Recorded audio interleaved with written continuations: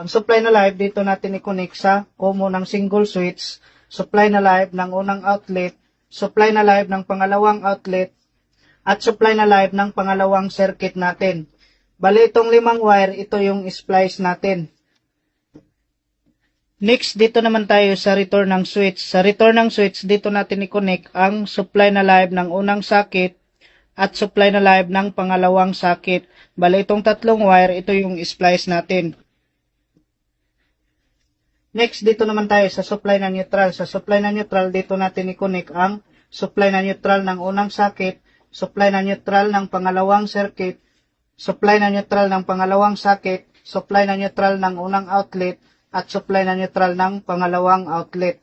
Bali itong 6 na wire, ito yung splice natin. Next, dito naman tayo sa pangalawang circuit. Ito na yung supply natin na 220 volts. Black, ito yung live, white naman neutral. Ang supply na live, dito natin i-connect sa common ng single switch at supply na live ng outlet. Itong 3 wire, ito yung splice natin. Next, dito naman tayo sa return ng single switch. Sa return ng single switch, dito natin i-connect ang supply na live ng socket. Bali, itong 2 wire, ito yung splice natin. Next, dito naman tayo sa supply na neutral. Sa supply na neutral, dito natin i-connect ang supply na neutral ng socket at supply na neutral ng outlet. Bali, itong 3 wire, ito yung splice natin. Next, lagyan na natin ng electrical tape ang ating connection. Next, ikabit na natin ang ating valve 1, valve 2, at valve 3. Next, una natin ang ating circuit breaker. So, kapag i-switch on natin itong switch, dapat itong 2 valve ay sabayan iilaw.